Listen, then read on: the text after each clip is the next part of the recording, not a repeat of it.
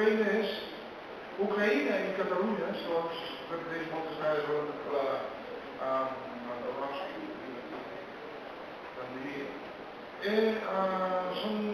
hi ha certs paral·lelismes entre la història d'Ucraïna i la història de Catalunya i la situació del català i la situació de l'ucraïnès.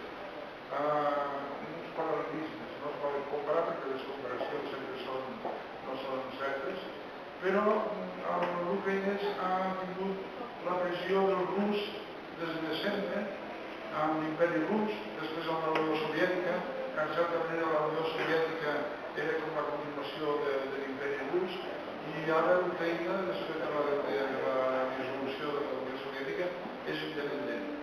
I la llengua, d'alguna manera, la llengua ha pogut superar aquesta pressió, però aquesta pressió continua existint. Ucraïna va ser molt castigada per l'estalinisme. Hi va haver milions de persones que van morir de fam, tots molts artistes intel·lectuals, escriptors, etc. van ser eliminats, enviats a camps de concentració o directament morts, com recordava l'altre dia però actualment hi ha un esclat de la literatura ucraïnesa i també de la poesia. Val a dir que Rússia ha usurpat moltes coses d'Ucraïna, per exemple, gran part del folklore, fins i tot el nom rus, el nom de rus, etc., era en un origen ucraïnès i ha estat usurpat per Rússia. M'agradaria molt, seria com una conferència, seria molt interessant, l'altre dia ho va fer l'Andria a l'Espai Mallorca, i jo l'únic que tinc aquí és un petit resum del que ell va explicar sobre la literatura ucraïnesa, i ara li passo la paraula, no sé si li haig de passar amb ell o amb el Francesc Joan. Passa la paraula. És igual, una cosa. Gràcies.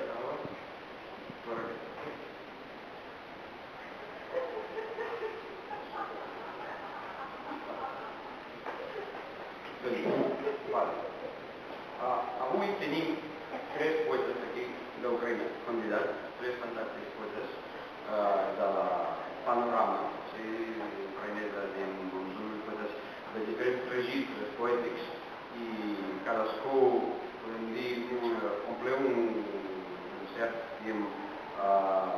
corrent poètic a Ucraïna i és molt emblemàtic. Doncs el primer que volem convidar a recitar és el Sergei Zhadan, suposo, no? Sergei Zhadan és un poeta, com diríem, que practica com han escrit aquí spoken word, però clar, no sé si és spoken word de veritat, però ell parteix de literatura americana d'aquesta manera i intenta d'aplicar això a la literatura ucraïnesa actual. Espero que podem escoltar-lo avui, no? Sergei Zhadan.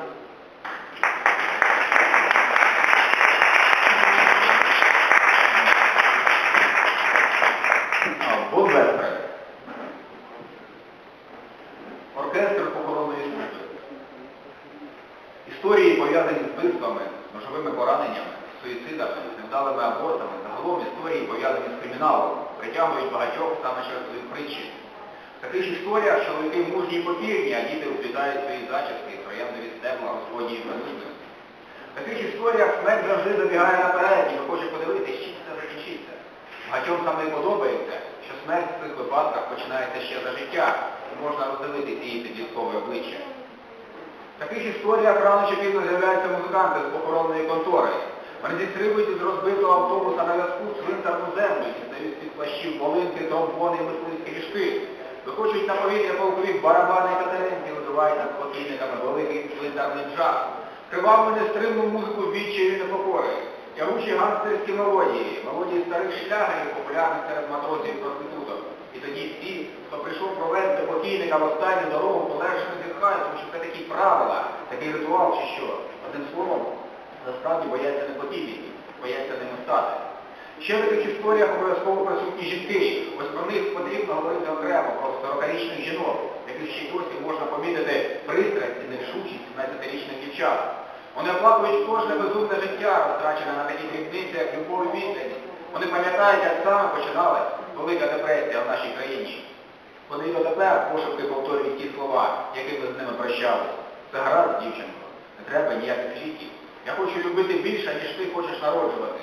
Життя не зупинилося, як ми думали. Бачиш, і далі приходять ранкові кур'єри з вокзалу. І коханці прощаються на сходах. Я залишусь з тобою, буду і далі спостерігати, як богомоли повзають тобі на долоню і починають рухатись своїм чорним крилом. І пошліть терпіння їм, небеса, в їхній безкінечній мандрівці.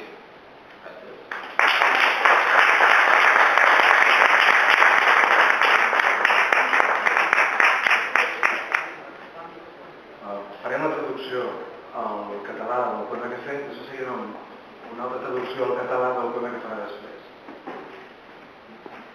Del llibre Història de la cultura al principi de ser, l'orquestra dels serveis fonaments.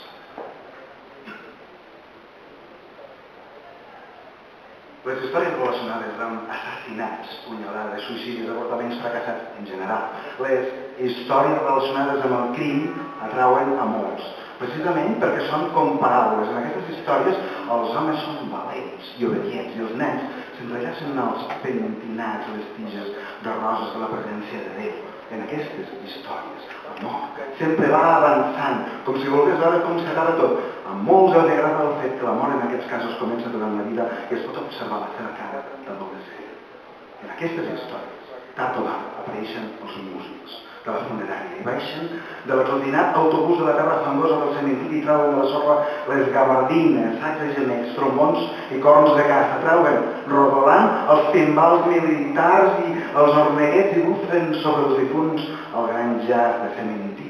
Una sagnant i incontenible música de desconsol i insubmissió, viscoses melodies de gàngsters, èxits antics, populars entre mariners i prostitutes. I aleshores tots els que han vingut per acomiadar-se del difunt en el seu últim viatge respiren amb alleujament perquè les regles són així. El ritual o com per l'estil, en una paraula, en realitat no tenen por dels difunts, tenen por d'esdevenir-ne. A més, en aquestes històries hi ha d'haver dones. D'elles cal parlar-ne a part de les dones de 40 que encara s'hi veu la passió i la indecisió de nenes de 17 anys que ploren per cada vida boja malgastada amb xorrades com amor i infidelitat, que recorden com començava la gran depressió al nostre país i encara repeteixen xiu-xiuejant les paraules en què s'acomiadaven d'elles els que morien. Tot va bé, nena, jo no cal cap medicina, vull estimar més el que tu vols parir. La vida no m'ha aturat com pensava, veus encara. Venen de l'estació missatgers matinals i els amants s'acomiadaven a les escales. Jo em quedaré amb tu i continuaré observant com els pregadeus et pugen al palmell i comencen a moure's pel teu cos somnolent. Que el cel els doni la paciència en el seu viatge infinit.